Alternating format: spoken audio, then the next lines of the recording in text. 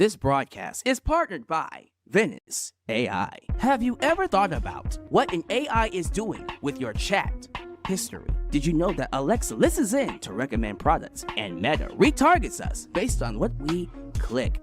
Most AI platforms like ChatGPT store everything you say and attach it to your identity.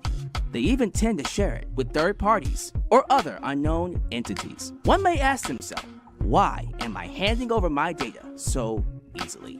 That's when today's partners come in. Venice AI. Venice AI prioritizes privacy. It is a private, permissionless AI platform that keeps your data safe. As a creator, I personally use it to brainstorm video ideas, create thumbnails, and also use it to clean up any posts I put on social media. I'm not the best writer, so it's always good to have something to make sure what I write is understood and readable. So if you're ready to level up your experience and keep your privacy intact, you can sign up using my link, venice.ai/Alyx, to get 20% off its pro plan. So don't miss out. Level up your AI experience with Venice AI today.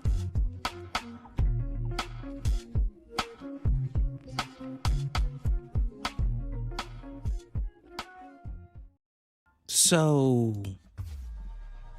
we just watched night one of WrestleMania 42. And as I sit here before you, I still don't quite understand what I saw. But we're going to talk about it right here in Alyx's World. Hello all, and welcome to Alyx's World, a safe space for wrestling fans like you. Folks,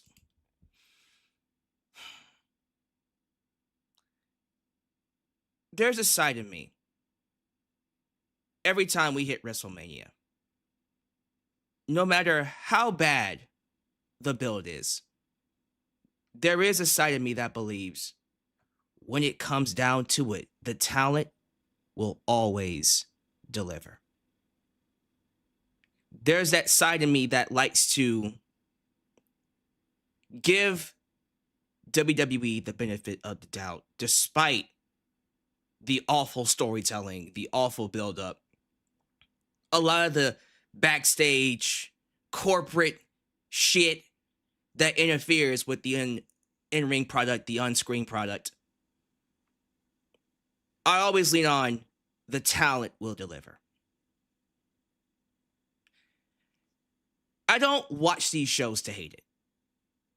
Hating on the shows gets me more views. It gets me more clicks. I know that. But I don't like doing it just to do, just to do it. Just to get the clicks. Just for the views. If I genuinely like the show, I'll say that. I don't care what anybody else is saying. Everybody could hate this show and call it the worst show in WWE history. If I like it, I'll say I like it. I go into every show looking to like it. So if I come out of a show going, what the hell did I just watch? Or, I don't know if I liked it or not. I hope you realize that means something. When WrestleMania 42, night one, night two is tomorrow, but night one was over with, I was very confused about a lot of things, but specifically the main event. Because at first, my mind went, did I just see a double turn? Because Cody Rhodes worked that entire match as a heel. He was doing things deliberately to get fans to boo him. And when he did it, the fans booed him. And then you had Randy Orton RKO Pat McAfee. And so I'm like, well, that was a babyface move. Did Orton just go face? And then immediately after RKOing Pat McAfee, Cody Rhodes takes advantage and hits the crossroads, pins on 1, 2, 3. And I'm thinking that was a very heel way of Cody Rhodes to win. I was halfway expecting Pat McAfee to get up and shake Cody's hand. WrestleMania 17, anybody? Who here, I can't be the only one, who here thought when Pat McAfee was running down that ramp, when he was running down that ramp, who here also thought he's about to screw Randy Orton? He's about to do the 1-2 psych. Orton stands up, low blow, and crossroads afterwards. I was thinking this was about to be a full-on double turn, heel turn for Cody Rhodes. Because that's where it was going. But immediately after Cody Rhodes won the championship, Orton stands up, hits Cody over the head with the title, and then punts him. So now, I don't know what to think.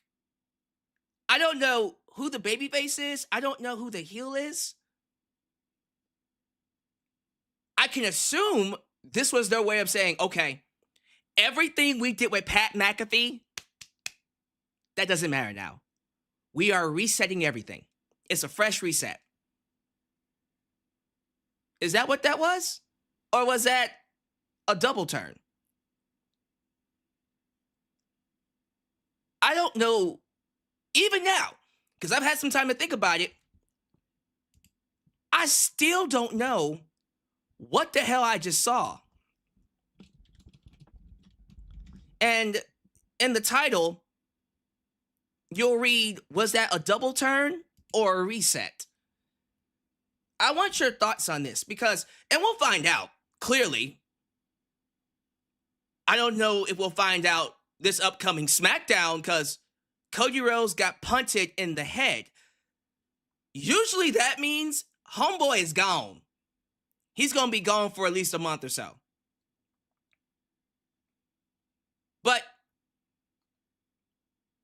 we'll find out, right? I would like to think that was a double turn, but I'm starting to think maybe that wasn't, and it was a reset, right? It was a reset, and they're just going to start the feud all over again when Cody comes back from the punt. Yeah, I don't know if I thought that was a good idea, quite honestly. It was just weird. I'm sorry. I know a lot of people were looking forward to seeing Cody Rhodes versus Randy Orton one-on-one. And a lot of people had high expectations for this feud. I don't know if what we got tonight met those expectations for them. I'm going to just say it like this. This wasn't it for me. I don't like the way I feel coming out of this main event.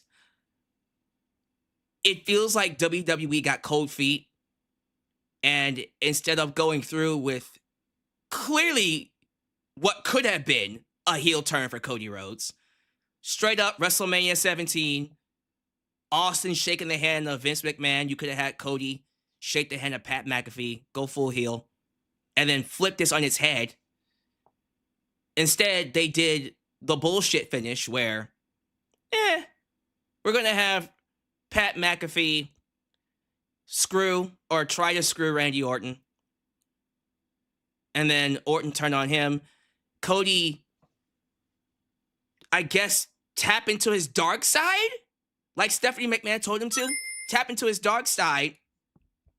And then not go full heel, but then have Randy punt him. I don't know who booked that finish. I didn't like it. I'm sorry. Like, if this was supposed to be this legendary feud that you were all looking forward to, nah, this wasn't it, bud. It wasn't it for me. Was it terrible? Was it god-awful? No. But when I think about a main event, this came nowhere close to it. When I think about the histories of main events that we've gotten with WWE, this is nowhere in the ballpark of Cody Rhodes versus Roman Reigns. I'm getting the names mixed up. Cody Rhodes versus Roman Reigns 2 years ago. Nowhere close to it. Hell, Cody Rhodes versus Roman Reigns 3 years ago. Nowhere close to that. This is nowhere near Roman Reigns versus Edge and Daniel Bryan. It's nowhere near. Honestly, I thought Becky Lynch versus Charlotte Flair versus Ronda Rousey was better than this match. You would have to go all the way back to Roman versus Brock, WrestleMania 34, which was awful. That was an awful main event. And then, of course, Roman versus Taker, which was also awful. And then Roman versus Triple H, which also sucked. You would have to go all the way back to those main events if you want me to think about what main event was better. So that main event that we saw tonight, this main event, was better than those main events. But it's nowhere in the ballpark of a legendary main event. It wasn't good. So we'll see. I mean, again, I'm hoping it's a heel turn for Cody Rhodes because, damn it all, we need something different. But more than likely, it's a reset. It's a reset to start the feud back over again when Cody comes back from the punt. I have no idea. That was just weird. But outside of that, and I'll be honest with you, outside of that, the rest of WrestleMania was...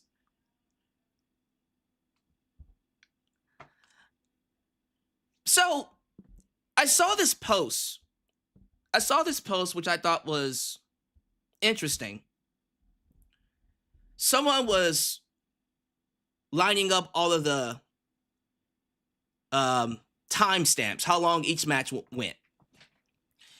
And as I was looking at the length of each match, I noticed something very weird and actually kind of upsetting.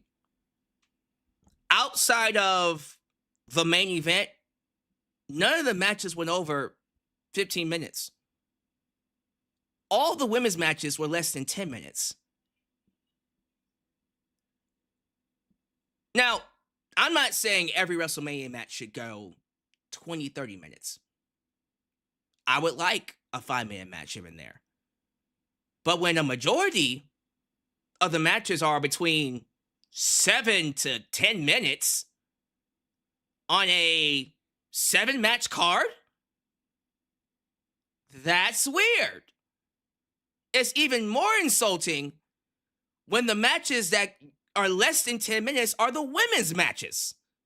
And we had some matches that should have at least gone 15 minutes. Right? I think Liv Morgan versus Stephanie Vaquer, for me, bare minimum, 20 minutes. Bare minimum. They went, 8 minutes? Okay. Weird. Becky Lynch versus AJ Lee. Bare minimum, 12, 15 minutes. 8 minutes. You couldn't give them an extra 5?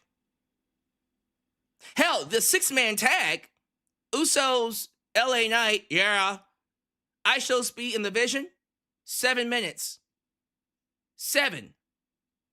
What? I'm not saying it should go 20, but... Okay, that was weird. There were a couple of matches that got proper length, I suppose. Seth Rollins and Gunther, match of the night by far, 15 minutes. Of course, the unsanctioned, Jacob Fatu and Drew McIntyre, no blood, very weird call. The main event had blood, but this match didn't. What? It wasn't bad. It was a good match. I just thought it was an odd call to not have that match have blood. Okay. It didn't really feel like the matches got proper length. Right? We had more commercial breaks and ads on this WrestleMania. If you combine all of the advertisements for Hulk Hogan's documentary, the combination of all the ads that Hulk Hogan got, that was longer than some of the matches on this card. There was more advertisement and commercials. WrestleMania, by the way, pay-per-view, PLE, there were more ads on this show than wrestling.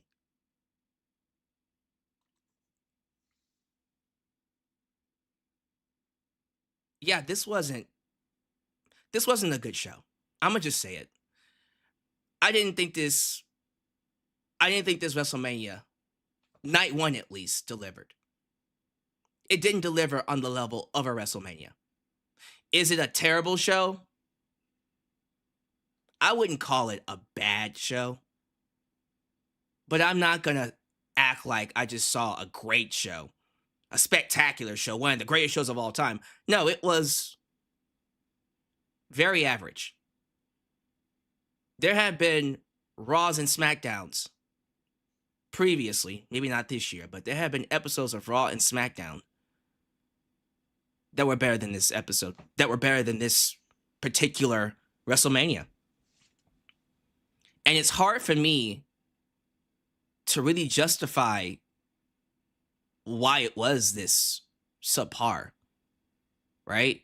Because usually you'd be able to look at this and go, all right, they probably pulled back because they have something. You don't pull back on a WrestleMania. Like, you pull back on, I don't know, Chamber, WrestlePalooza, No Mercy, whatever show they have coming up later on that's not a WrestleMania, that's not a SummerSlam, that's not a Royal Rumble, right? You pull back on a random ass episode of Raw and SmackDown, and then you save the big stuff for this event. Why would they pull back on WrestleMania? This should have been the time and the place to go balls to the wall. This should have been the place where wrestlers come out swinging, telling everybody, hey, wait a minute now. Y'all thought we weren't shit? Watch me. Shout out to Liv Morgan. And instead, I came out of this show going, did they even try? Folks, and I've been meaning to talk about this for a while. I feel like the quality, the in-ring quality when it comes to WWE, it's gotten noticeably worse. Noticeably worse. I feel like a lot of these wrestlers are just going through the motion. They're not trying to have a good match. And it's not the same for everybody. Clearly, the Seth Rollinses, the CM Punks, the Roman Reigns, the top of the card, the Cody Rhodes, the Randy Ortons. You could tell they're trying, right? And they're always going to try because they love this. But everybody else, it just feels like they're going through the motion. And I haven't really felt like they're trying to put their best foot forward for a while. You know? Now, the lack of in-ring quality could be a result of less house shows. Because I thought about that too. I know that WWE canceled a bunch of house shows. And usually when you're on the road 24/7 and you're getting your reps in and you're having the same matches with the same people over and over and over and over again, you build chemistry and therefore your matches pop more, right? When you're not wrestling as much, of course your in-ring ability is going to dwindle. Your in-ring is going to get worse. And when I think about a lot of these wrestlers, a lot of these talents who hold these belts, and these are champions who hold the belt for 210 days, 300 something, 100 plus days, and only defend the belt one time. Stephanie McCurr held the women's championship for 210 days, had, well, tonight was 5, but before that, 4 title defenses. Remember when Io Sky was women's champion last year? Before WrestleMania, leading into WrestleMania, past WrestleMania? 1 title defense. 1. WrestleMania.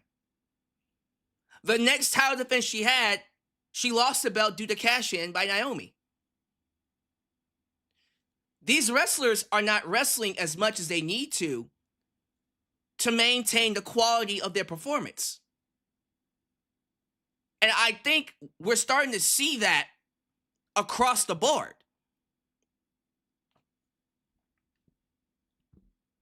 Some of the matches tonight, I wasn't expecting a classic. But they should have been a lot better than what we got. So we had some returns. Let me just get to the stuff I did like. We had some returns tonight. Bianca Belair made a surprise appearance to reveal that she's pregnant. She's going to be a mama. The father is, of course, Montez Ford, one half of the Street Profits. That explains what she's been doing on her time off. But she's also recovering from her finger injury. She just got surgery around Rumble time. So, still in rehab, but she's going to have a lot more time to recover because she's going to be a mother. Although she looks to be, I don't know how far into her pregnancy she is, but she seems to be on the last portion of her pregnancy. So the baby could be born by this summer, and that gives her time to be ready for next year's Royal Rumble. So we'll see. I don't know what she's going to do, quite honestly. But congratulations to her and Montez Ford. Another return we saw was PAIGE. Yes, sir. PAIGE came back. Saraya from AEW. PAIGE is back, and she tag teamed with Brie Bella because Nikki Bella could not recover in time for WrestleMania. She suffered an ankle injury some time ago, and the WWE was hoping she would be able to recover in time for Mania. It didn't happen. It didn't happen. And so Nikki Bella called on PAIGE to take her spot and team with Brie Bella to win the women's tag team titles. So PAIGE wins a championship on her return. Wow. I don't know where that's going. I have no idea what they're going to do with that. But we'll see. We'll see what they end up doing. I can imagine that when Nikki is healed, the Bella Twins turn on PAIGE, the belts end up getting traded somewhere, and then the Bella Twins win the tag team titles later on. Because I have a feeling if Nikki didn't get hurt, the Bella Twins were going to win the titles tonight. But all right, I'll have a lot to say about that match because I don't know how I feel about... I love her. I love PAIGE, all right? Legend. I don't know how I feel about bringing her in to take the belt when all these women have been doing the work to build to this match. Build-up has been garbage, but PAIGE literally just got here. Brie hasn't been on TV, right? She's been off TV. The other women have been having matches on Raw and SmackDown. For them to not win the belts, it just feels wrong for me. We had a lot of title changes, by the way. Liv Morgan is once again your Women's World Champ, two-time Women's World Champ. She had help from her teammates, Raquel Rodriguez and Roxanne Perez. So expect a rematch with Stephanie Vaquer. She debuted her new theme, Trouble. I'll talk more about that when it's time for the review, because I have my thoughts about her theme. Match of the night goes to Gunther versus Seth Rollins. We had the return of Braun Breaker, called that. If you saw my prediction show, I said, we're going to get Braun Breaker. We had to, because neither Seth or Gunther can afford a clean loss right now. Becky won back the IC Championship. I was thinking AJ Lee would hold it for a little bit longer, but it's looking like Becky is going to move into a feud with Jessica Carr. Jessica Carr was the referee in this match. And I did see that Jessica is training to be a wrestler. Interesting. Looking forward to that. IShowSpeed did a crazy turnbuckle splash to the outside. That was amazing. Very reminiscent of Logan Paul's splash, but I thought his looked better, honestly. Jacob Fatu beats Drew McIntyre, moves himself up the ladder. I don't know. It didn't feel like WrestleMania. All this hype, and it just felt like the show under-delivered. One match delivered. Seth versus Gunther. And let's be real, that match wasn't even on our brains weeks ago. We didn't even think we would see Seth at WrestleMania. And if we did, we were thinking we would get him and Braun Breaker, who, by the way, was cleared to wrestle when they made Gunther versus Seth. I understand why they booked Gunther versus Seth, because this is a match that will set up Gunther versus Brock at SummerSlam. But we weren't thinking about this match. So it was kind of weird that this was the match of the night. Before we get into the review itself, there's a couple of topics that I want to talk about. The first topic that I want to discuss revolves around a wrestler that isn't in WWE, technically. TNA wrestler Alyna Black, she had an incident with a fan. And she filmed him and posted it on her social media. I think it was a black dude. I forgot exactly how old he looked. He looked in his 40s. That's what he looked. He looked old, for sure. But she starts screaming at him, saying he grabbed her ass without her consent, middle finger in his face, told him to get the fuck out, and posted that he should be banned for sexually harassing her. And you could just see the look on his face as she's filming him. He looked so ashamed. He looked guilty. He looked so goddamn guilty. A ban is too generous. He needs to be arrested. He needs to be arrested. I'm so sick of these people acting like they own women's bodies. Just because you're horny doesn't mean you get the right to grab a woman by any part of her body. Consent matters. And as far as I'm concerned, looking at that man, ain't no woman sleeping with him anytime soon. If you can't respect people's boundaries, you should not be allowed to any event. You should not be allowed around women, period. Absolutely disgusting. And as far as I'm concerned, to the people saying, well, we should wait for the full story, I believe women. Okay? I believe all women. There was a story that came out recently. CNN just dropped it. And I'm not making this up. It was a story about, I have to watch my words because YouTube might ding me.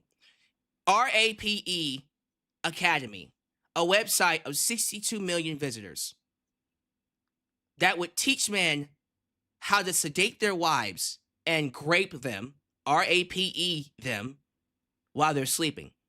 They would film it, post it on a website called motherless.com, and then they would share it, they would watch it. 62 million across the board of videos of men graping their wives while they're sedated. When women say it's all men, they're not saying every man is like the guy harassing Alyna Black. They're not saying every man is like these guys sedating their wives. What they're saying is the people doing it, most of the time, 9 times out of 10, is a man. Yes, the perpetrators doing this shit, they're all men. We suck, bro. We suck. And I say we suck, not saying that it's all of us doing it. We're not holding these assholes accountable enough. And that's what I think about when I see men like this. We aren't holding this guy accountable enough. A ban is not nearly enough. He needs to get his ass kicked, and he needs to be arrested. Believe women, bro. I am an advocate for believing all women. The other news that we'll talk about is WWE blocking media. So apparently ESPN's Andreas Hale was denied access to WrestleMania. He's the guy that gave WrestlePalooza last year a C, and he worked for ESPN, not CNN. ESPN. He gave WrestlePalooza a C, which was generous because I thought the show wasn't good at all. But C sounds about right. They denied him access into WrestleMania. No explanation. They just told him no. So you can sit here all day and talk about, well, he deserved what he got because he shouldn't be giving nobody no C. Like, who the hell is he to give someone a C, right? He doesn't wrestle. He's not in the business. You can go watch the show at home if you don't respect what we do. Okay, I get that. But at the same time, he's just giving his opinion, guys. He gave the show a C. All right. You don't have to agree with it, but it's his opinion. So what? Every person that doesn't think your show is goddamn awesome, you deny them access? Because think about this for a minute. Fine. You could say he was critical. You could say he maybe judged a few matches harshly. Guys, he gave WrestlePalooza a C, not a D, not an F. He gave it a C. So, what would have happened if he gave it a D or an F? You would have shot him or something? Like, it was a C. That means average, passing. Not great, but not bad. See, this is the slippery slope we're talking about. This is a bad look. You're betting somebody because they had an opinion that you don't like. I mean, unless you give me an explanation that justifies why you're betting him, I have nothing else to go on other than the fact that, well, you don't like the fact that you gave him, you don't like the fact that he gave you a C.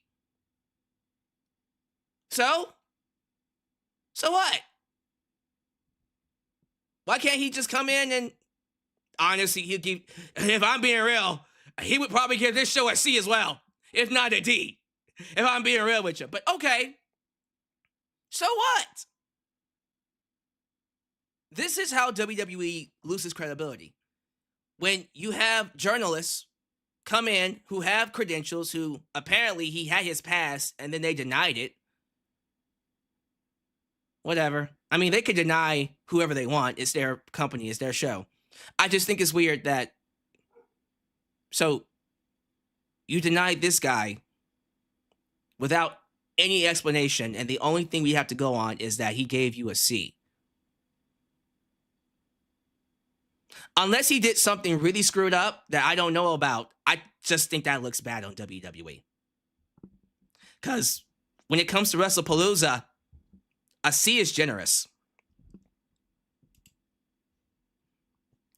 Tell me when I'm telling lies. When it comes to WrestlePalooza, a C is generous. I'm just being honest with you. But anyways. Yeah, we're going to go ahead and move things along, guys. Thank you all so much for joining me for this WrestleMania review. I'm going to see if I can try to give you a proper review of the show. Because right now, I don't know. Like, I'm not trying to hate the show. I'm not trying to go into it thinking that if I say this bad thing, I'll get all these clicks. Because that's not me. I'm not doing it for the clicks. You know what I mean? But you'll just get my honest opinion, whether that's good or bad. And that's why you watch me. Thank you all so much for joining me for this lovely live stream. You could be anywhere else here in the YouTube space. You're joining me here, and I'm grateful for it. So if this is the first time you're watching me, do me a solid favor. Like the video, subscribe, and click that bell to catch all my content when it comes out. Wow, your edit help expand the brand by doing the following things. Join the membership. Click that join button and get the opportunity to request a video of your choosing, whether it's a live reaction, a hot topic, or a review, past, present, or future. Also, don't forget to give thanks. Hit that super thanks if you would like to donate after the fact. You can. Also, like me on Facebook, follow me on Twitter at Just Alex Central. Give me a follow on Instagram. Give me a follow on Spotify. Give me a follow on Cameo. Give me a follow on Threads. Follow us on Discord. Follow me on Blue Sky, where the skies are clearer. And give me a follow on TikTok, for I am the tickest of the talkest. Donate using PayPal, Patreon, Cash App, Venmo. And yes, Super Chats are officially on. You can donate at any point in time during the broadcast. To get your thoughts played live on the air, email me at justalexsworld@gmail.com for business inquiries, just to say hi. Get yourself a t-shirt today at Pro Wrestling Tees and Teespring. Are you a Just Alex guy? Then join the club. Get you an I'm a Just Alex guy t-shirt. Hot out the press. Also get you an old school Deluxe Man t-shirt. Get you a new school Alex's World t-shirt, and many more t-shirt designs coming your way. So stay tuned, join the cause, expand the brand today right here in Alyx's world. Thank you all so much for joining me for this lovely live stream. You could be anywhere else here in the YouTube space because there are a lot of people talking about WrestleMania. You chose me. Please know that I am eternally grateful for that. Please show your love to the Mod Squad. Ultra! Shadow 97, Firestar Heart, Elias, Ademi, New Japan Pro Wrestling Girl, Khalil Does Everything. Huh? Wait, Danger. Dylan Danger, Teflon Don, The Mod Father, Zeno, Enigma, Big MGM, and of course, Mrs. Firestar Heart, Angel, Hollenbeck. Because they all help keep this a safe space for wrestling fans like you and like us. Please be sure you like the video. The more you like the video, the more opportunities I will be given to be recommended here on YouTube. So help boost that algorithm by hitting that like button. So you guys know how this works. During these live streams, we have what's called Superchat Championships. For tonight only, the international Superchat title will be on the line. The world title will be on the line tomorrow. But tonight it's only for the international belt. I haven't seen Omar Feliciano yet, but it goes like this. If you want to win the belt, be the first one to donate the most money by the end of the stream. It's that simple. By the end of the stream, whoever donated the most money, and it could be literally $5. Someone drops $5 and no one else donates. That person becomes the new international Super Chat champ. And then when it comes to the international belt, and I think people know this too, this title is defended weekly. So if you win this belt, you're going to have to turn around and defend the belt next week, whether it's Raw or SmackDown. But the world title, you only have to defend at PLEs or pay-per-views. So that's something to think about if you come for this belt. And also remember, the champ is Bang Bang Omar. Omar has been keeping it strong. He's been keeping it going when it comes to this championship. So if you're coming for the belt, be sure that you understand that these be sharks in this water. In these waters. These be sharks in these waters. So, with that being said, I do see a couple of super chats here, so we're just going to go ahead and play them. And then we'll do the shout outs afterwards.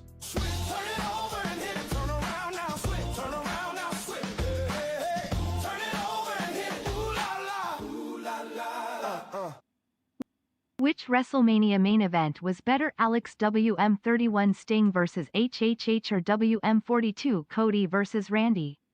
BTYI don't care if Lynch vs Lee was good. I am tired of Lynch. Well, Sting vs Triple H wasn't a main event.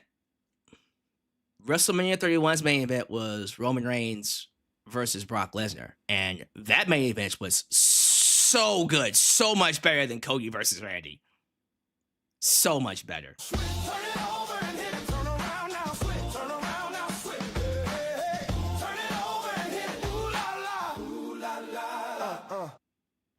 Remember in 2003 when The Rock asked the Crowd if he should turn heel and they said yes and he did?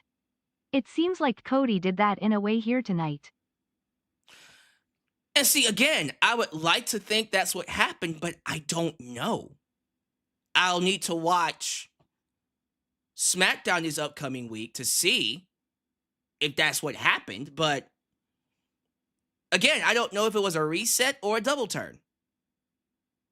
We'll have to see.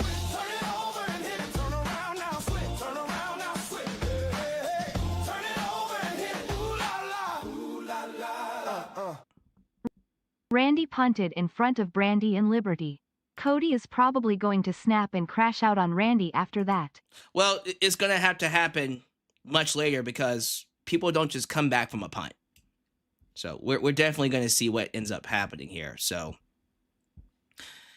yeah, definitely something we'll get more into when we talk about the show. So it looks like, first off, we are tied. We have 3 people who donated $5, so it's a 3-way tie between Super G Bros, Ed Young, and Tekino. Is it Tekino, or is it Tekino? I think it's Tekino94. So you guys are tied, $5 apiece. I know we're just getting started. I expect that to get a lot more competitive as time goes by. So we'll see. As I give you guys a shout out, please do me a favor. Like, give me your thoughts, like overall scores. Give me your match of the night, how you feel about each of the subjects that I talk about, especially when we get to the matches. I genuinely want to know how you guys feel about this show, because right now, this wasn't WrestleMania for me. It didn't feel like WrestleMania. But let's begin the shout outs. We have a lot of people in here. We got as you would expect, a crowd for WrestleMania, right? Oh my God, what? You have a crowd for WrestleMania? Of course. So right at the top, I see King AJ. He says, "Now I saw spoilers that Roman is beating Punk." I don't know about that, Chief. We'll have to see. Ed Young. Yeah, when 32 seconds main event was better than this, you need to reassess. Oh, 32's main event. 32 was Roman versus Triple H, right? Oh no, that was way worse. Nah, sorry, bud. I think Cody versus Randy was better than Roman versus Triple H. But not better than 31 or 30. 30 is far superior. That's one of the best main events ever. We got AK King. Anyone find Liv's entrance weird? We'll talk about that. I'm saving that for the review. BTB with Nick. Guys, I think the main event was a banger of a wrestling match. Well, sir, I would like to hear why you think that, because I think the opposite. Trey Lucado. Young Money. Trey Lucado is in the building. We got JJ, who let the dogs out? Who? JJ Bulldog, who says the matches felt rushed. Yeah. Game Shock says most matches were 10 to 15 minutes. Actually, no, most of the matches were between 8 to 10 minutes. That's kind of sad. We only had 3 matches of the 7 that went above 10. And the longest match was 22 minutes. That was Cody and Randy. That's crazy. We have Alexa Lachan. Did I say that right? Alexa Lachan. This was Celebrity Mania. Kept cutting to some rando NPC celebrity, and then 20 minutes to Jelly and Pat. Celebrity Mania is what people are calling it. Yikes. That ain't good. That ain't good at all. Profess the film fan. That felt like an episode of SmackDown. I think it would be better tomorrow night. It better be better tomorrow night, because holy shit, that was bad. That was really bad. OG Francis, good to have you here. There was roughly about 1 hour and 25 minutes of wrestling on a near 4-hour runtime. That ain't good at all. Powder Main. That's a new one. Powder Main 85. You watched an episode of SmackDown, my guy. This show was just not good at all. Hey, I think you might be right there, my friend. Antoine Phillips, good to have you back. Liv needed everyone to help her beat Stephanie. I need Stephanie to turn heel. Now take them all out. Get aggressive. I wouldn't say turn heel. We got the Savior, Drew Usher. Or the 2K26 one was annoying too. Oh, that one.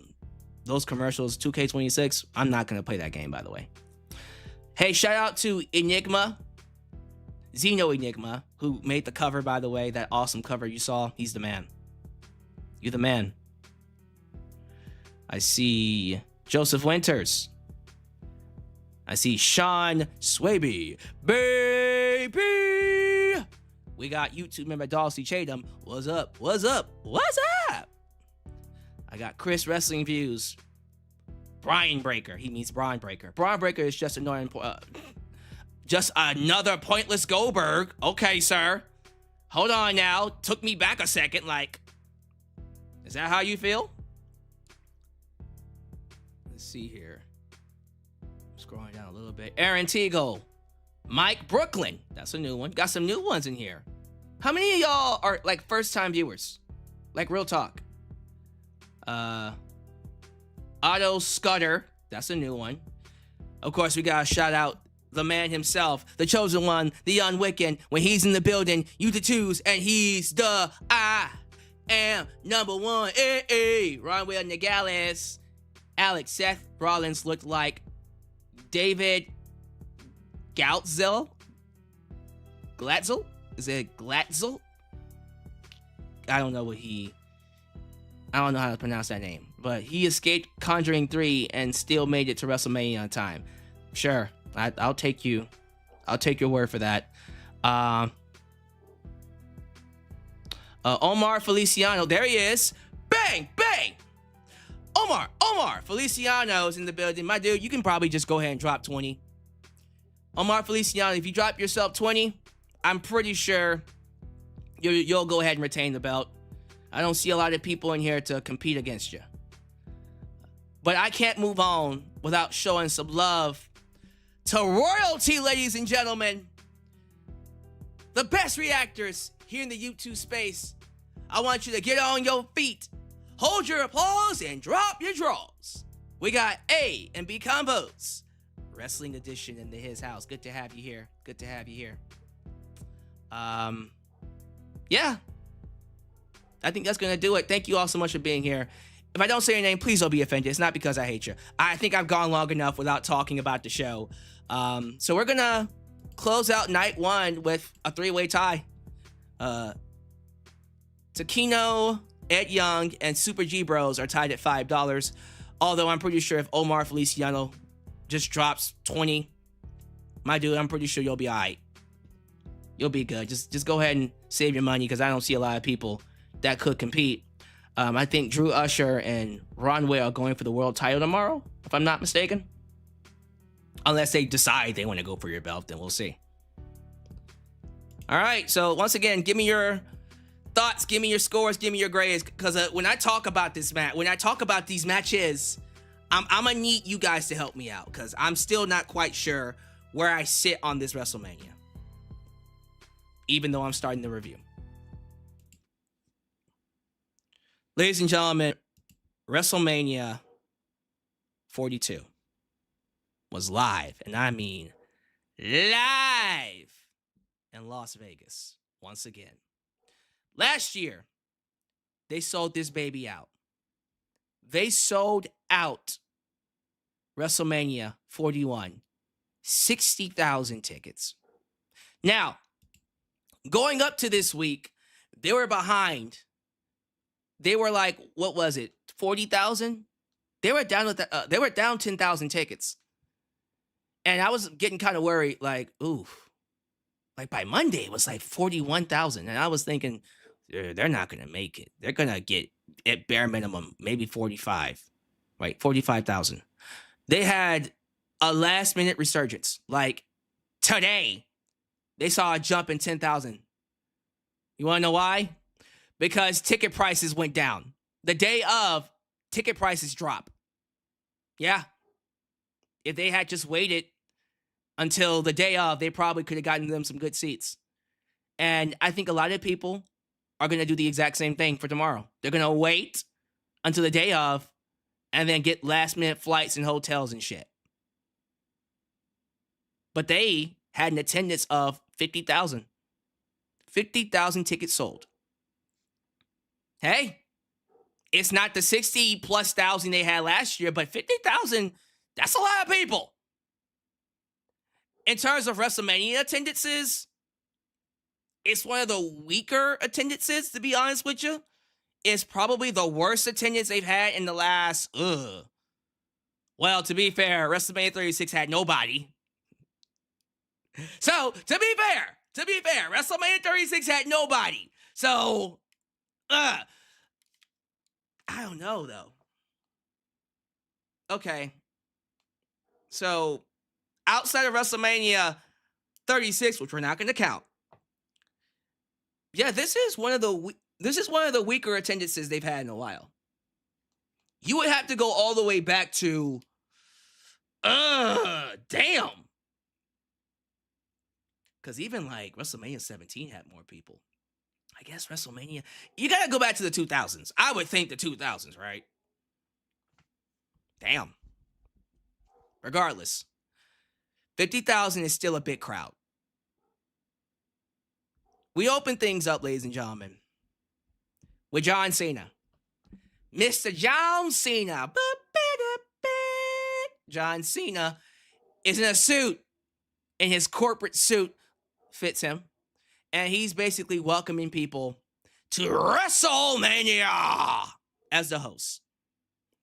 He fits his role very well. He's personable. People like him. He just gets to be him. And when John Cena is him and not being a character, honestly, it's the best John Cena you could be. And some of you are going, isn't he always him? Not really. Not really. But yeah, this was nice. He admitted, and I love this, he admitted in his promo that the build to WrestleMania has been polarizing. He said the word polarizing, which is another way of saying it's been dog shit. It's been dog shit. If I'm being honest with you. We talked about this in the prediction show. They could have done a lot better with this build-up. And honestly, the show itself kind of mirrors the build-up, if I'm not mistaken. I'm just saying. It kind of mirrors the build-up. All right, so first match on the card was the six-man tag. The six-man tag, ladies and gentlemen. That being the Usos, Jay and Jimmy, teaming with L.A. Knight, yeah, to take on Logan Paul, Austin Theory, and I Show Speed. So, if you're watching this match, and you're expecting something to happen, I'm sorry, it never comes. It was as average of a match as you can be. This felt like a match that should have happened on Monday Night Raw.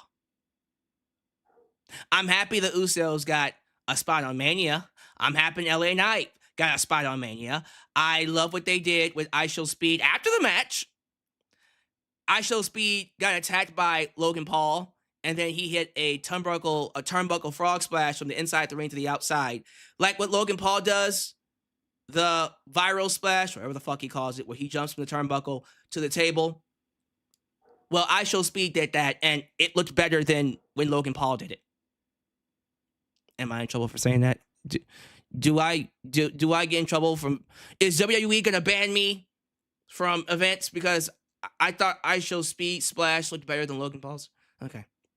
That was great. The match itself wasn't really much. It was solid. It wasn't bad, but it was like, all right, this was the very definition of standard. This was a standard show with a standard opening match. So the babyfaces win, and that leads to Logan Paul attacking I Show Speed, and then the post-match splash. And then we proceed to get like 20 minutes of commercials and ads, including a documentary teaser for Hulk Hogan's documentary. It's like, fuck, I'll watch it, shit, but goddamn, I want to watch WrestleMania right now. And then we get the unsanctioned Drew McIntyre versus Jacob Fought 2 unsanctioned match. The WWE has taken their hands off of this. They have nothing to do with what they do with each other inside this ring. Whatever happens, they hold no responsibility. They will not be held responsible for what Drew and Jacob do to each other. Now, this past episode of SmackDown, Drew beat Jacob so bad, he started bleeding. And in my head, I'm thinking, oh, okay, I guess that means Jacob's going to bleed. Which would be great. That would make this match probably... If Drew and Jacob had blood in this match, I don't think it would be better than Seth versus Gunther, but it would definitely be the second best match on the card. Honestly, is it still the second best match on the card? I think it is. I take it back. It is. It would just be better. I think Gunther and Seth was always going to be the best match, but It's so weird that these two, and this is just my opinion, it's weird that these two built this match up as like they're going to tear each other apart, right? This is going to be a violent spectacle. So violent that WWE just took their hands off of it. We won't be held accountable for it. And then we get no blood. That was such a weird decision. Was the match good? Yes, it was a good match. But the story they were telling was, this is going to be the most violent thing you ever see. And it ends up being just a regular street fight with no blood. Just saying, kind of disappointing. Good match. Wish it had blood. Jacob Fatu ends up beating Drew McIntyre. He goes on to face the world champ because you would think this moves him up to the world title picture, right? You would think. Let's see what they do with that. I think that's about it because that concludes the free portion. That was the first hour. That was the first hour. And the first hour was free on ESPN2. 2 matches, and I can give you the links here. The 6-man tag was 7 minutes. The Drew McIntyre versus Jacob Fatu match was, what was it, 15? 15 minutes. So that's 22 minutes. 22 minutes out of an hour. That means 38 minutes were commercials and ads. And a John Cena promo. Yikes. That ain't good. Yeah. A bit of a referendum of things to come, right? But okay, you're thinking, fine. When we get to the actual card, this is when things pick up. So, the women's tag match. The women's tag match, of course, is the Fatal 4-Way women's match, including the following names. We had Nia Jax and Lash Legend, the champs, taking on Charlotte Flair and Alexa Bliss, taking on Bayley and Lyra Valkyria, taking on what was supposed to be the Bella Twins. Leading up to this night, it was looking like Nikki and Brie were going to be wrestling, because I was thinking, if we don't hear from Nikki anytime before WrestleMania, she's not going to be able to make it. But they didn't tell us that she wasn't going to be there, right? They just made us think, yeah, they're going to wrestle. So, all the way up to the match, I'm thinking, well, she seems to be cleared. Here we go. Bella Twins, Nikki and Brie, and they were my pick to win, by the way. Nikki comes out on a crutch, her foot in a boot, and she announces that she won't be able to wrestle, and then says, don't worry, I found a replacement. Paige comes out, got the reaction of the night. The crowd lost their minds for Paige. By the way, I missed her theme song. Tear the stars out from the sky.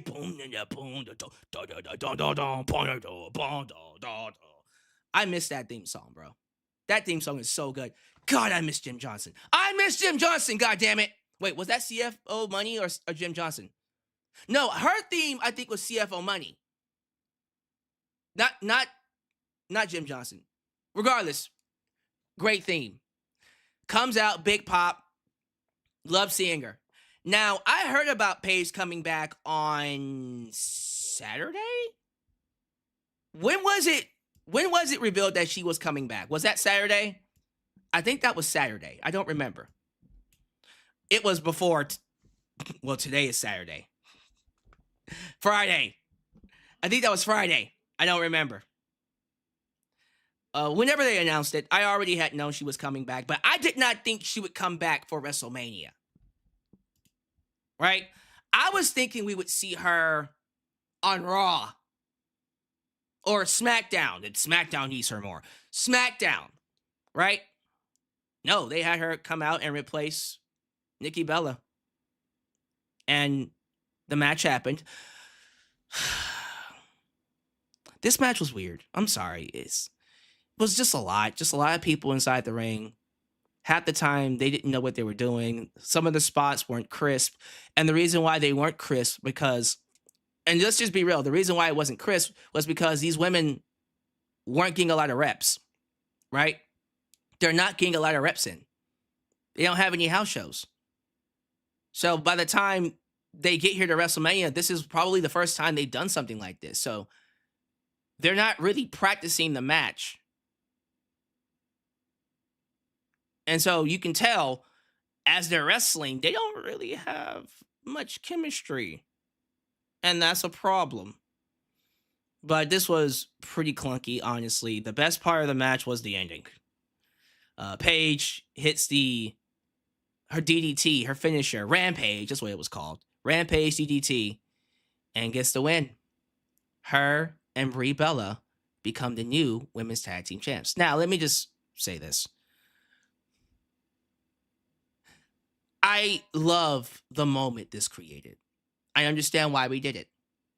I understand why Paige and Brie Bella won these belts.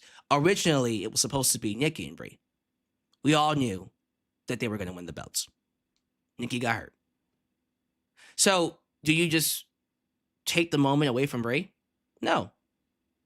We told Brie, we're bringing you in to be the women's tag team champs. And that's the plan.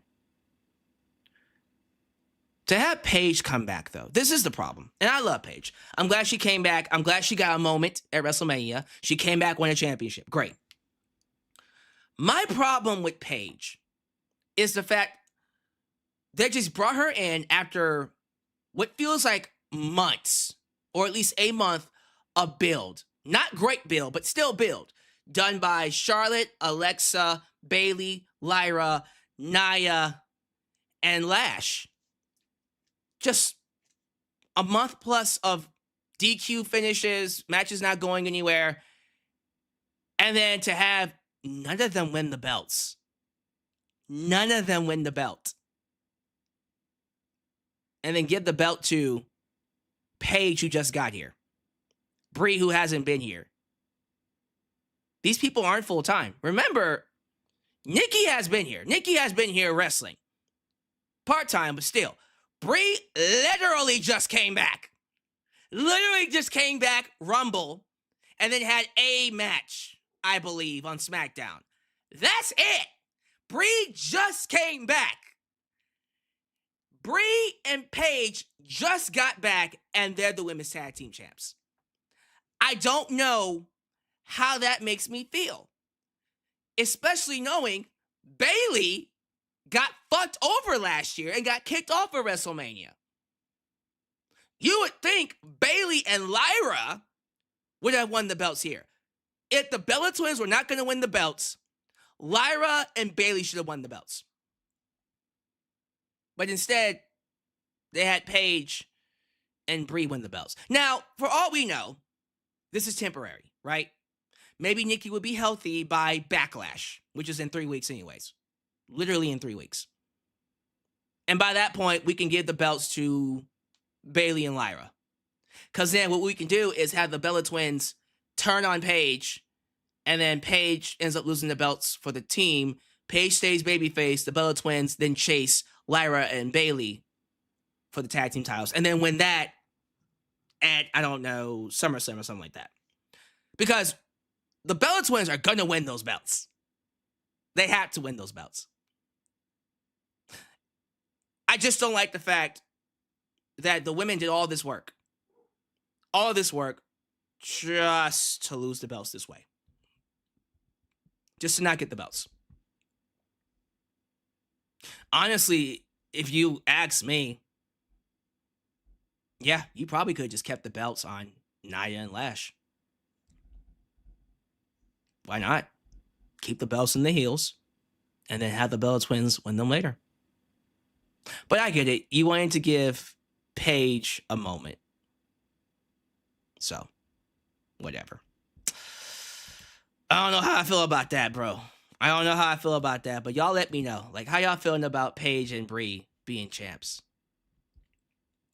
Next match. The next match on the card is another women's match. This time it's the Women's Intercontinental Championship. AJ Lee, the champ, taking on Becky Lynch. So, what the hell was that Becky Lynch entrance? So, I know that was the band, right? That was the band that created the song that she uses. Here's the problem with a live band performance. If it's lip synced, everyone notices.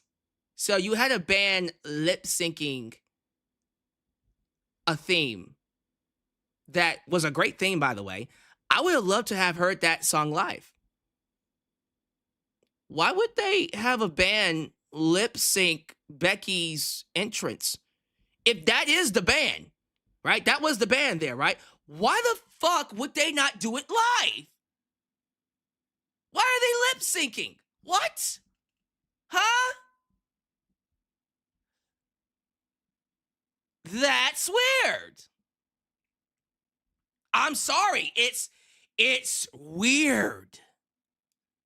Am I the only person that looked at that and went, that wasn't great?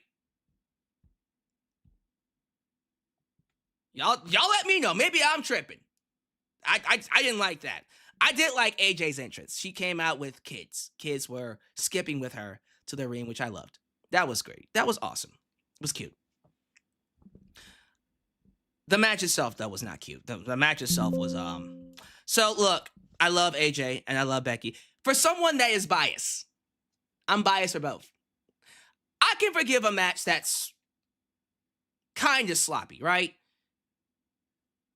This match wasn't just kind of sloppy. It was also slow, right? There wasn't much drama to it. The only drama in this match happened between Becky and the referee, Jessica Carr. Now, I know Jessica is trained to be a wrestler. So I had a feeling that they were going to get to a feud between Jessica and Becky eventually. But no offense, I want to see AJ and Becky. This is the feud I've been waiting to see, right? I don't want to see Jessica and Becky right now. Right now. AJ Lee is right there, right? You want to do Jessica and Becky later? Whatever. AJ is right there. Focus on AJ. Thank you. Thank you. But most of this match was built around Jessica and Becky. And AJ just kind of felt like an afterthought, and I didn't like that. By the way, Becky cheated to beat AJ. So, all this time, AJ has had Becky's number. And in those previous matches, AJ has escaped Becky trying to cheat. Right? And so now you're thinking, all right, when Becky eventually does beat AJ, it's going to have to be in a match with no rules. That's what I'm thinking. That's why I said AJ wins this match in my prediction. They do a rematch at Backlash, no rules. That's when Becky wins, because when it's a hardcore stipulation, she gets more of an advantage. And that's how she beats AJ, right? So it was weird to me that after having all of these matches, just regular singles matches and, of course, a tag match. Well, to be fair, they also had a match at Survivor Series, War Games. So, despite that, it's just been regular matches. I was thinking, well, okay, we're going to get one more match out of them, street fight, and in that match, AJ loses the belt because Becky gets the advantage. No, Becky, for some reason, finds a way to get past Jessica Carr, cheats, uses the turnbuckle, exposed turnbuckle to beat AJ. That was weird. It's just weird booking decisions. So, previously, AJ was too smart to be, cheated on. For lack of a better term. For Becky to cheat on her. For lack of a better term. And Jessica Carr, who didn't trust Becky, stopped her from cheating. And so you had an obstacle for Becky to overcome her. You had an obstacle for Becky to overcome here. And then Becky just cheats to win. Okay.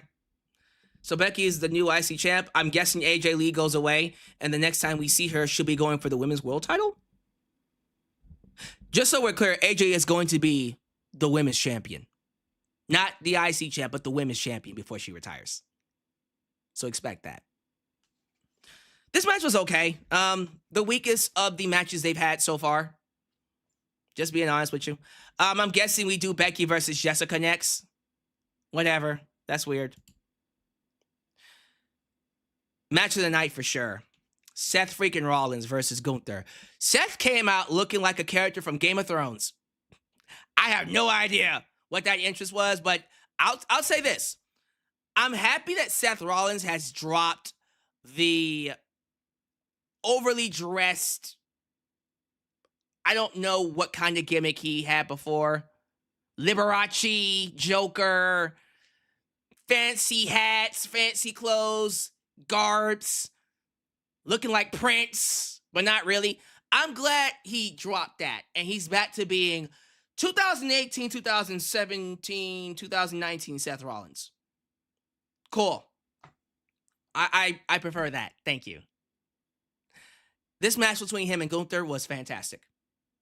Fast-paced, hard-hitting. It was 15 minutes long, but it felt like 5.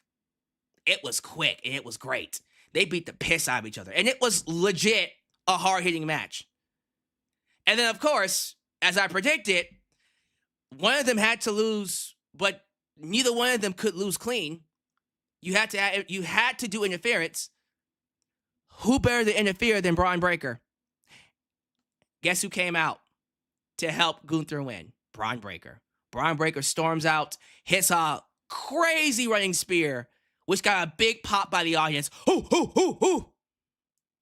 And then Gunther follows up with the sleeper. Seth Rollins goes to sleep.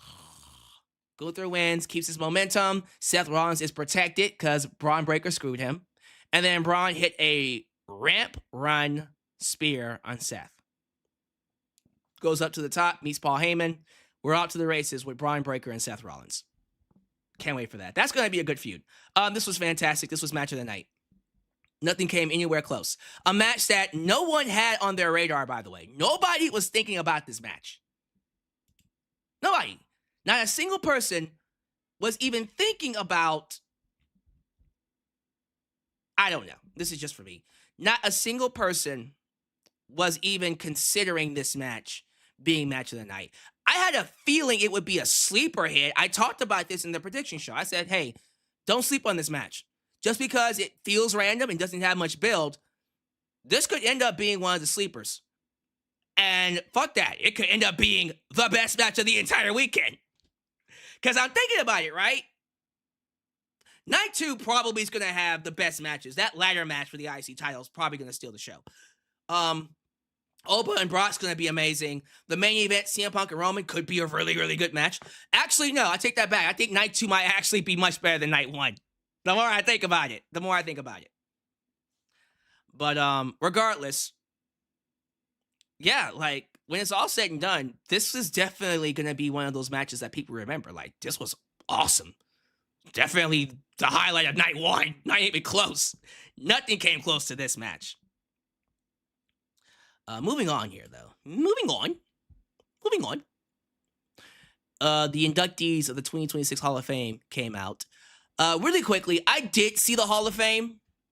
I saw Stephanie's speech. I saw, here comes the X. Here comes the special. Demolition speech. I love Demolition speech. You can tell Demolition was so happy. They were so happy to be inducted into the Hall of Fame. And then I saw AJ Styles' speech. Why did I have AJ Lee typed? Jesus Christ, let me fix that. I do apologize, ladies and gentlemen. As you can tell, I am running on Steam right now. So we're going to fix that in the description because I had AJ Styles in my notes when it should be, I had AJ Lee in my notes when it should be AJ Styles. Okay, we good, we fixed it. I saw AJ Styles' speech. I thought AJ Styles had the perfect speech. You want to know why? I absolutely adored AJ Styles' entire speech? Because here's why. You had the intro, right? They gave him Creed's Can You Take Me Higher? And then you had the Good Brothers, Carl Anderson and Luke Gallows, introduce him.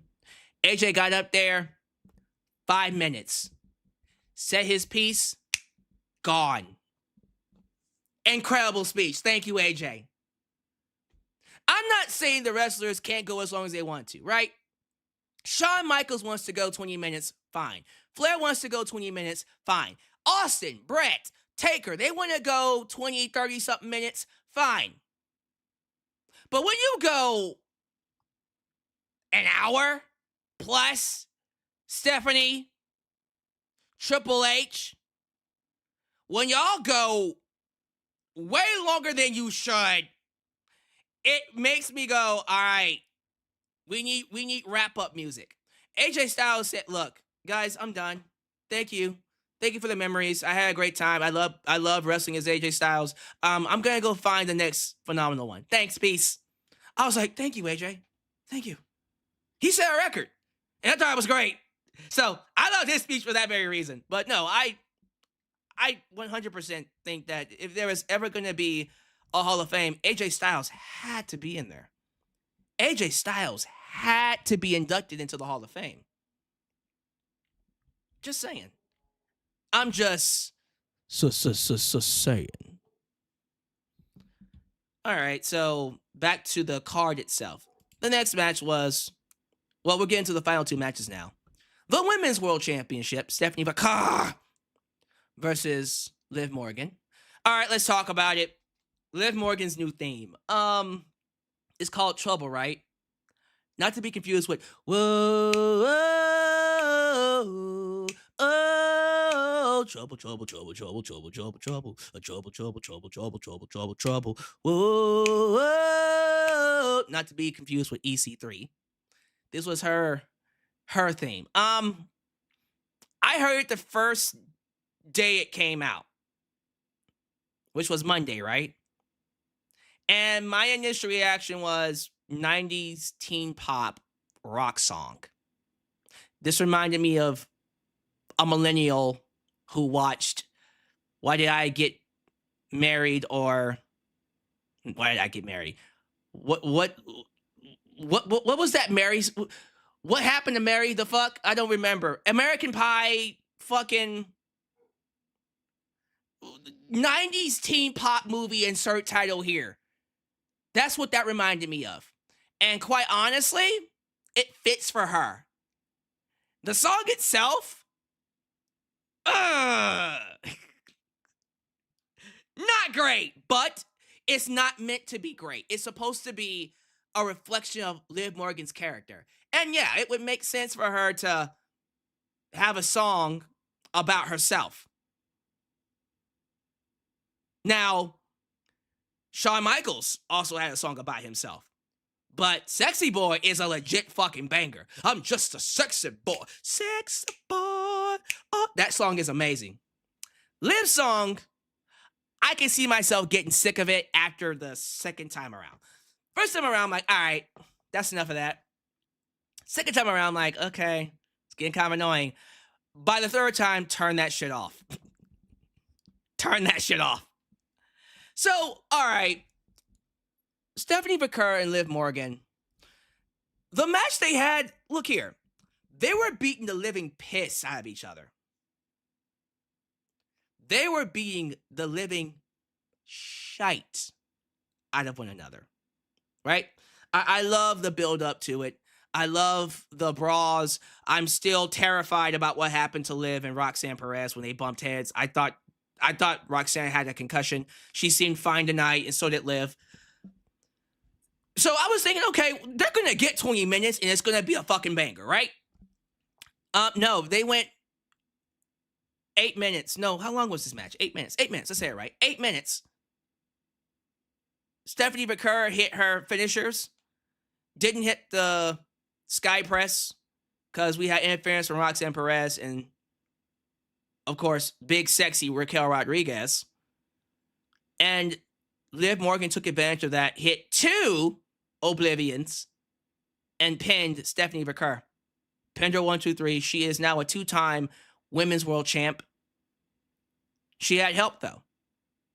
She had help. She didn't do it clean. She didn't do it fair. So you already know there's going to be a rematch. Probably at Backlash. I don't know how I feel about that. Now, okay, sure, Liv cheating to win, fine. Whatevs, right? Like, whatevs. But for me, the build-up was fire. They were beating the piss out of each other, and I wanted to see that fire. I don't like the fact that the build-up had more fire than the match. I hate that shit. That makes me... Actually, people said it was 7 minutes. There's no way it was 7 minutes. It had to be 8 minutes. Right? Am I tripping? It's 8 to 10 minutes. It felt like it was 8 minutes, regardless. There's no way it was 7. But it was a short match. It didn't really go that long. I don't like the fact that the buildup was more fire than the actual match. So I hope the rematch is better. I really do. So up to this point, I saw the timestamps for these matches, and I'm thinking, okay, either the main event's going a long-ass fucking time, or this is going to be a very short WrestleMania. Because what do you mean? None of the matches have gone above 15 minutes. Like, that's ridiculous. None of the matches have gone above 15 minutes. And this is WrestleMania. And I'm not saying all the matches should go 20 minutes. But you gave a lot of time to Liv and Stephanie. You give a lot of time to AJ and Becky. You give a lot of time to the women's tag match. You could have at least let them go a solid 12 to 15. But whatever. After this, we had John Cena come out and announce the attendance of 50K. 50,000 people. And then we got, I'm on my own against the wall. Bianca Belair showed up looking good. And I'm thinking, all right, so this is how we reintroduce her into the scene. She just got her finger surgery, so she's probably about to be healed in just a matter of weeks now. So might as well bring her back on TV. She shows up, and big surprise. A great surprise. She says, so I know John Cena announced that it was 50K. I'm going to need you to add one more person to that. And then she opens up her dress to reveal a belly. She's pregnant. She's pregnant. And she looks to be like on her 3rd trimester. It looks like she's almost done. Like the baby should be coming within the next few months, probably born by this summer. She's pregnant. Well, we know what she's been doing. We know what homegirl's been doing. And you know what? Good for her and Montez. Good for them. That's good. So she is now going to be a mother. Her and Naomi got pregnant. Man, I would think Naomi also is going to have her baby very soon, too. Like, they're going to have their babies at the exact same time. Oh, my God. Great. So Naomi gets to be a mom. Bianca gets to be a mom. I guess Jade will have to wait sometime soon, too, but we'll see. No, Jade's already a mom. She has a child. Wow, that's crazy. Congratulations to Bianca. So I would think this means Bianca Belair ends up holding... Well, she's probably not going to be wrestling anytime soon because she has to work out that pregnancy weight. So she has a child, and then she's going to be a mom, so I wouldn't expect her back.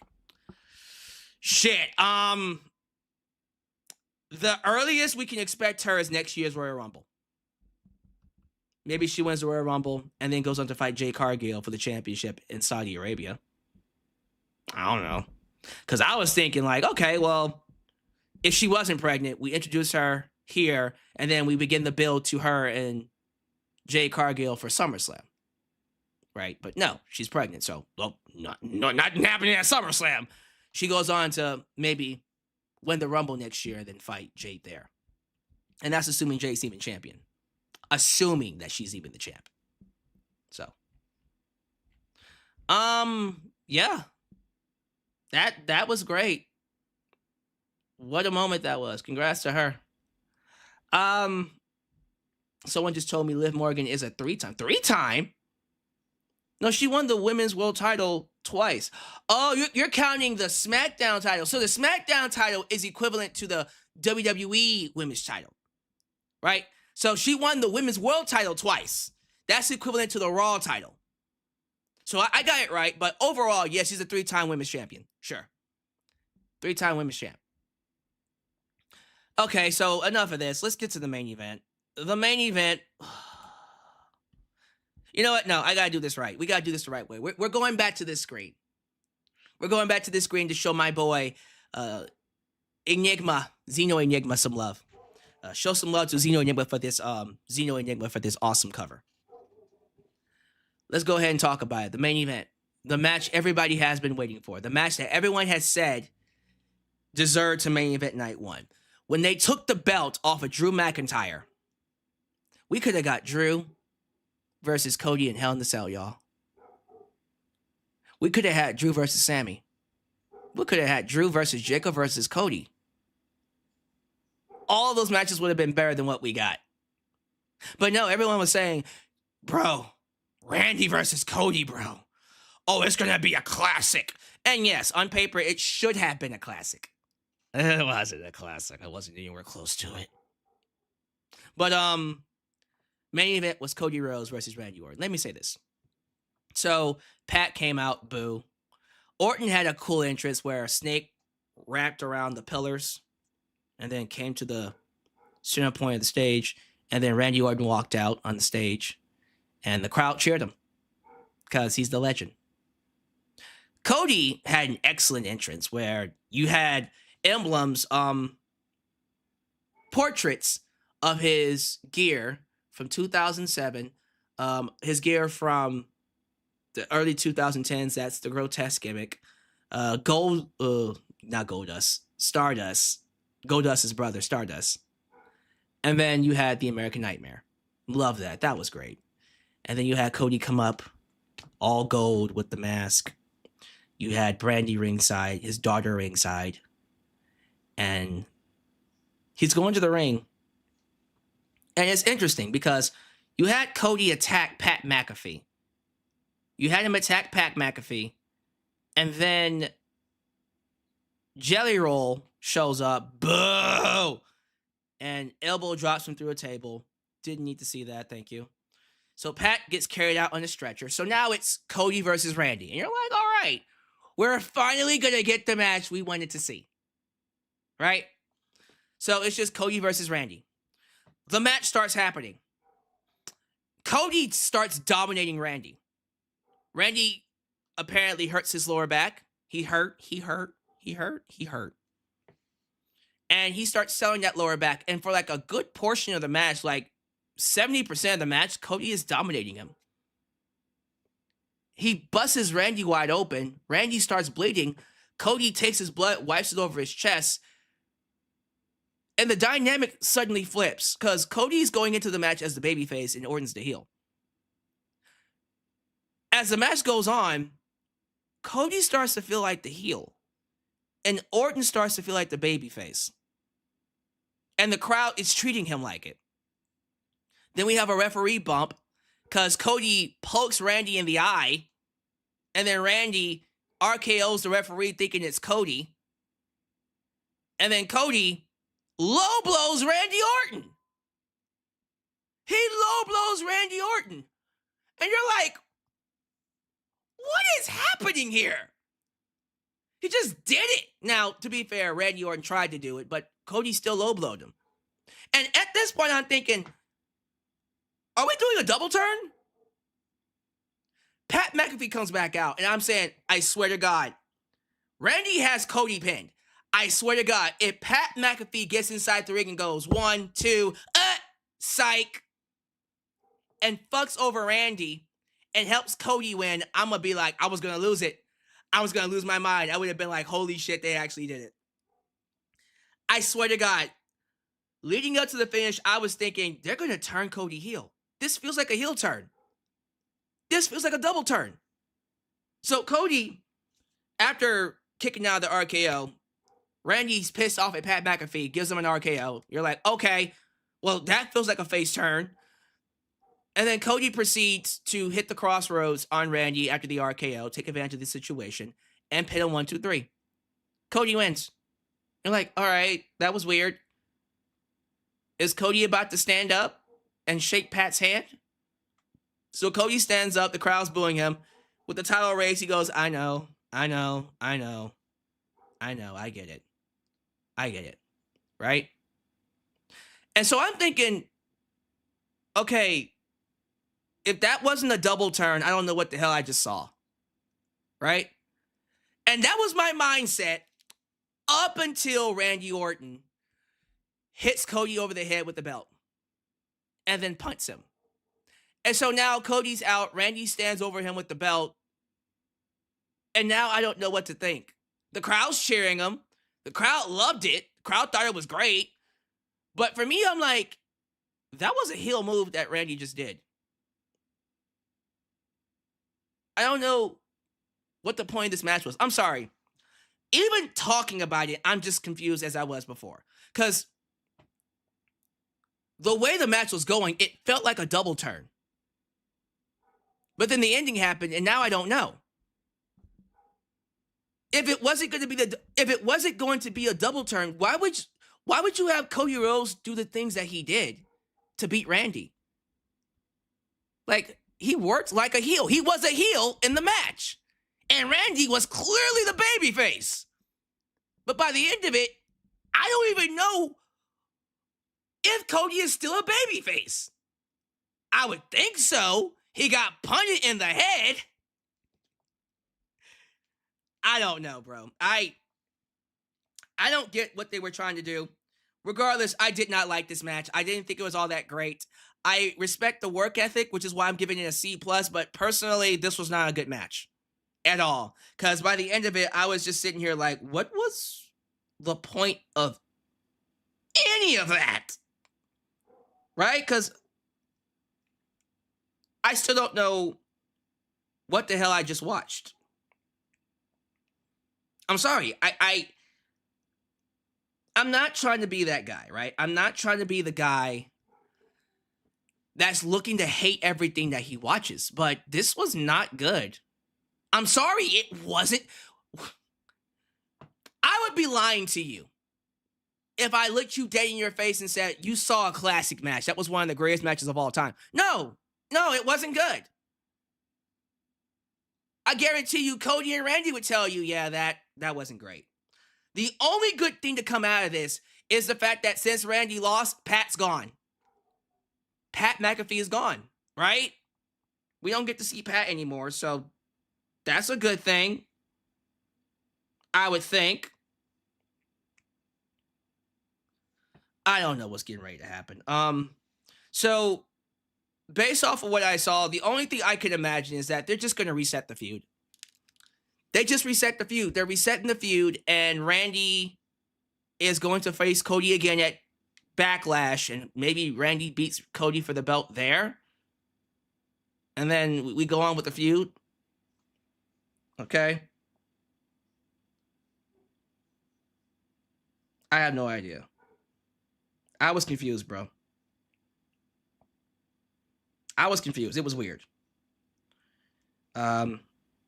Y'all give me your thoughts about this, because I don't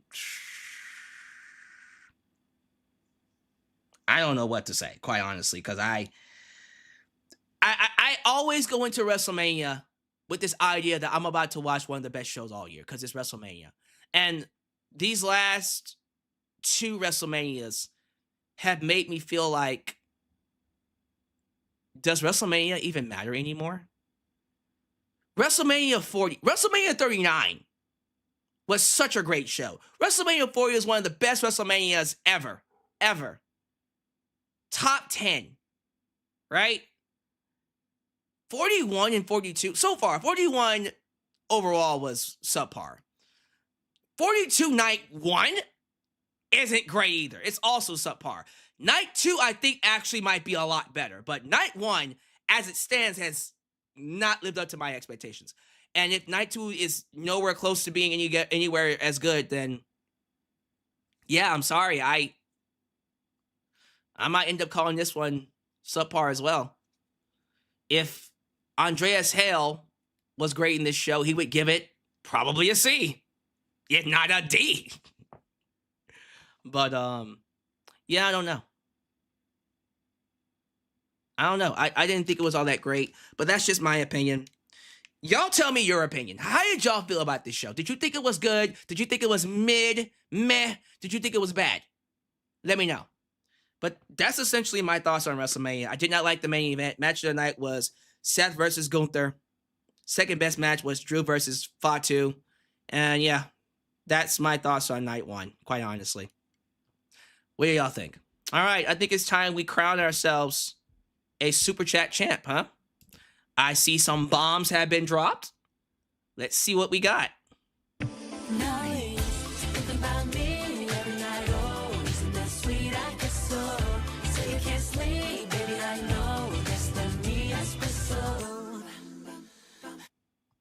You ask, you shall receive. Night 1 is a B- for me. You said it was solid. I gave it a C, right? Yeah, I said it was average. C feels right, quite honestly. But B- is cool. I'm curious to know what your grades are, Omar. So, he takes the lead with $20.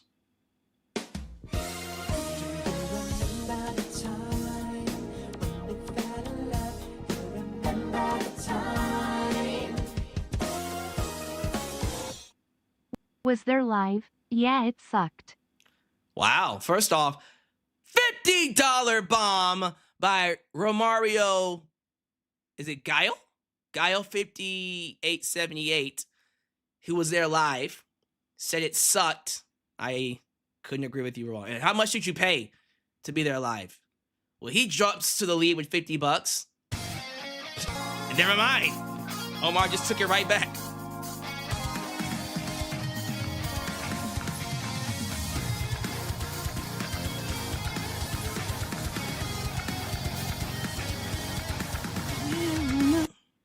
Okay then, lol. Well, the champ himself, bang, bang! Omar jumps to the lead with $70 in total.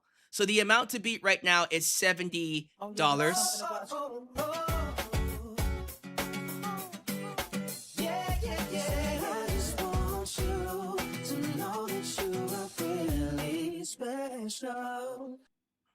TKO is truly screwing WWE. This was insulting, especially to people that bought tickets. Liv and Steph having not even 7 minutes. Shame on them. Yeah, I swear to God, they would have gotten, I think they got 8. But that's still 2. That's not even long enough. Yeah, TKO, man, something's up. I don't know what's going on, but I don't like it. Something's going on with WWE and the quality of their product. I think we can all see it.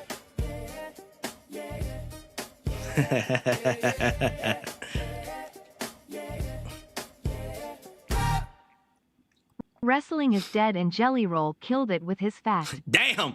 Ladies and gentlemen, the kid stealing, willing, Dylan, son of a gun, your Super Chat world champ who is not defending his belt tonight.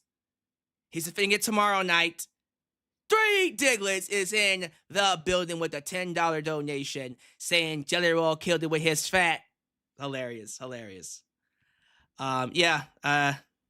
WWE needs to figure something out. But yeah, I agree. I think a lot of people don't like this show. Let me see what everybody else is saying. By the way, thank you all so much for the great donations. Omar Feliciano is in the lead with $70. The amount to beat is $70. So we're going to see who ends up winning by the time this stream is over. Before I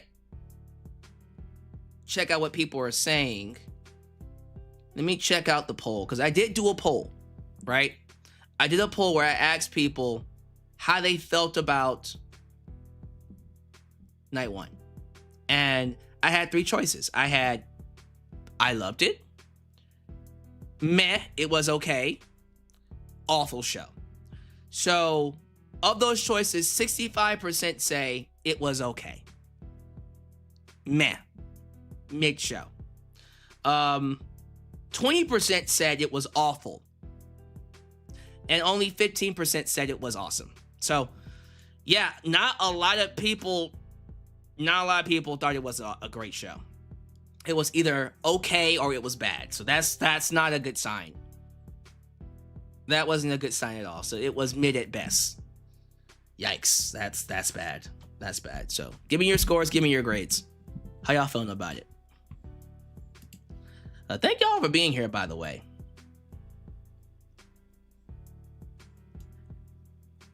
Let's see here. Xeno Enigma says WWE could not do blood because of ESPN strict. Oh, because of their strict restrictions apparently about blood. They should have just booked that match on fucking the main card then. That was stupid. Ed Young says it was like the most G-rated street fight I've ever seen. Yeah, it was pretty G-rated. A&B Combo says it might be just a little, but we've been all over the place, so not sure if it's really set in, if that makes sense. Like a wrestling match, the adrenaline is sustaining us. Yeah, who knows? I think it didn't live up to the build it got. The build was more violent than the match itself, if I'm being honest with you. Yeah, not a lot of people thought it was great either, so there's that. Paige's theme was made by CFO Money. Okay, thank you. It was CFO Money. Because I was thinking, was that Jim Johnson or CFO Money? It was CFO Money. I miss CFO Money, man. They made some awesome themes. Bangers. Did anyone see that Bayley stormed up the ramp after Paige and Brie won? I did see that. I think Bayley was pissed because that was bullshit, right? She worked her ass off and the company doesn't respect her. Again, like, I love Paige. I do. I love Paige. I do. Now we got Paige's Fragile being on WWE. No one asked for this. No one cares. Nikki Bella sucks. Brie mode is buns. I don't want this torture anymore. That boy said, we went back to the Divas era. Why? No, for real. We've literally gone back to the Divas era, which is part of the reason why we've gone back to 8-minute matches. God damn it. Why, Tree Diglets? Why did it have to happen that way? Thank you for your donation, by the way, bud. You're the man. Yeah, if Bayley was pissed off, I don't blame her. Again, her contract is up at the end of this year, so she might be done. She probably went back to Triple H and just told him, I want out of my contract. Like, she's that unhappy. If that was the case, you could have just given the belts to Julia and Kiana James. Yeah, like, honestly, if the Bella Twins weren't going to be healthy, I would have preferred they just give the belts to Bayley and Lyra. Yo, Romario, if you're still in here, you are $20 behind Omar. So if you drop $25, you'll get ahead. And then you'll be in the lead to win the title. If you're not going to donate anymore, let me know, and I can just go ahead and give Omar the belt. He can retain easily. Unless Drew Usher wants to give it a shot, if he's still in here. It's late. He probably went to sleep. Let's see here. AJ Becky's worst match. Yeah, again, like, it wasn't a bad match, but they've had better matches. And the dynamic was off. It feels like they were trying to build to Jessica versus Becky over AJ and Becky when AJ and Becky is right there. So, we'll see. Electric Cool, because the booker is an idiot, you know. Tell me about it. Let's see. Ronwell Nagala, I might have to see, especially with someone who has much dollars than I do. What? Oh, he's asking if Runwell is going after the world title. We'll see. I mean, Runwell can drop a good 500. Yo, Runwell, Three Diglets is looking for a challenger, man. Give him a challenge. And Three Diglets, before I go to bed, I promise you, I'm going to try to see if I can contact Corp CA and contact, hey, it's Franklin. Hey, it's Franklin. We're going to get you an opponent somehow. I promise you. We're going to get you some challenges. I'm not just going to let you not go unchallenged tomorrow. I promise you. I promise you. Somebody's going to come after your belt. Somebody will. We'll figure it out. I don't know who, but we'll figure it out.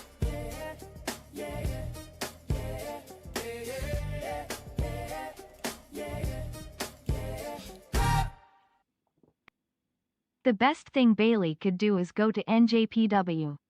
Seriously, Bayley, stick to having great matches and talk on the mic as little as possible. Finish your career being remembered as a solid wrestler. Man, you told no lies. You told no lies, buddy. WWE is just, ugh.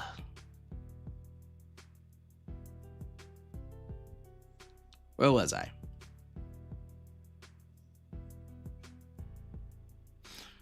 I think I was right here. Electric Cool says, if I'm Bayley, I'm flying AEW Airlines first class, and Mercedes is my pilot. He says, I'm gone. I'm out of here. AJ Lee is taking time off. Did you see the backstage interview? Oh, she is. Okay. I did not see the backstage interview. Okay. Is she coming back to go for the world title? The women's world title? Probably. Quick question. Did anyone ask for Gunther to be at WrestleMania to begin with? I didn't, but I think he was supposed to face Rey Mysterio and ended up getting Seth anyway. So, again, it was match of the night, so I'm not complaining. Stephanie McMahon's speech was, yeah, I know. Stephanie's speech was an hour long. It didn't need to go that goddamn long. Liv's song needs to just fade away. Oh, God. I could have told y'all wasn't going to like Liv's song. Drew Usher, who's this Omar guy? I've been on a sabbatical. Oh, Omar Feliciano? He's the man. Bang, bang. Omar. You don't know? He's the man. This 9-minute length for Stephanie and Liv reminds me of Ray versus Orton versus Angle. That also got 9 minutes at WrestleMania 22. But see, yeah, that match was awesome. But it shouldn't have gone no 9 minutes. I agree. JJ Bulldog. Bro, see, this is why Triple H has no idea what he's doing. Because how many tweeners are going to get in this company, bruh? I have no idea. He just seems to be just booking for the sake of booking it. Jesus Christ, this match made me go, you know what? Just end this match already. The main event. Yeah, this is bad. And Three Douglas is saying wrestling is dead. WWE is dead. I don't know, bud. Someone said, where's Oscar versus EO? I'll tell you what.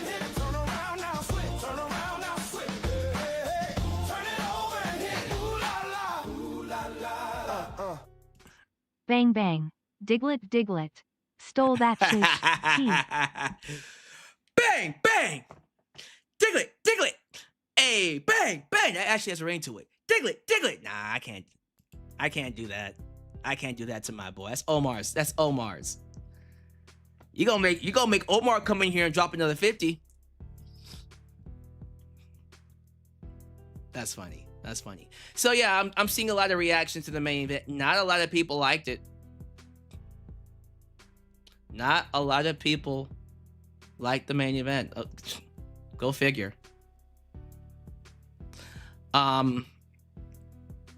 If Cody is really a heel, you have Brandy, his wife, out there, and she can be involved. Triple T says this show was bong water. Was Dookie. Called the show Dookie Booty. Tiffany versus Julia for the Women's U.S. Championship. was supposed to be on WrestleMania Night 2, but got pushed to SmackDown. Thoughts? They suck. How about that? Asuka versus Io was supposed to be on WrestleMania 2, and they said nope. The fuck's wrong with them? The problem is that Triple H and them needs to stop bringing in celebrities to get involved in wrestling that they shouldn't be a part of in the first place. Well, no shit. I just fact checked, and the attendance was 44,319. I believe that. But you know WWE is going to raise it to 50K. I don't care. That's still not as big as it was last year. Whatevers.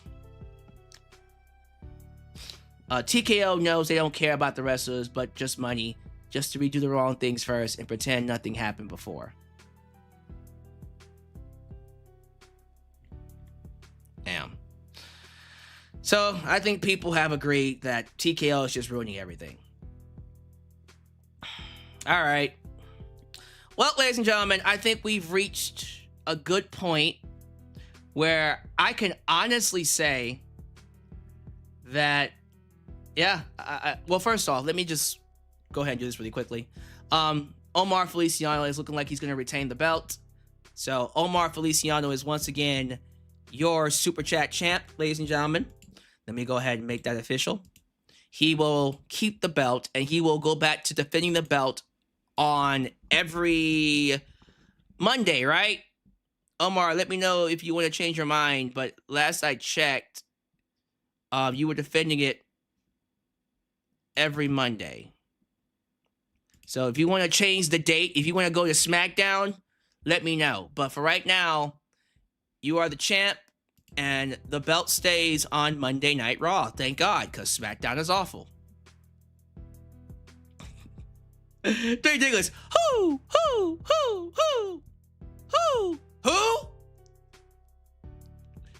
Omar. Bang, bang. Omar, where you at, man? Three Dinglers is like, who that is? Omar's at the club. I know he's just hanging out with his buds at the club. I ain't mad at him. But I think Night 2 is going to be great. There he is. Omar's back. Omar Feliciano retains the belt, and he is keeping it on Monday. Which means the belt will be on the line in about 2 days. On Monday Night Raw. The Raw after WrestleMania. So, let's see what happens. That's what's gonna... I think that's gonna do it for me, y'all. Like, not much else to say. I'm gonna let y'all carry the rest of the conversation in the comment section in the live chat, because I got nothing. So go ahead and give me your thoughts and opinions in the comment section afterwards.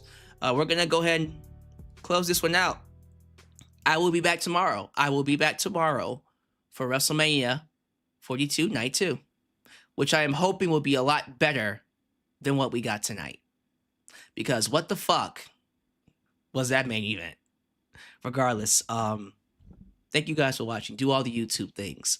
Like the video, subscribe, and click that bell to catch all my content when it comes out. Follow me on social media, Facebook, Twitter, Instagram, TikTok, and donate using PayPal, Patreon, Cash App, and Venmo. I love you all. And I'll catch you guys next time. Right here in Alyx's world. A place that is, was, and forever will be a safe space for wrestling fans like you. You guys take care of yourselves. I'm out of here. Peace. When you're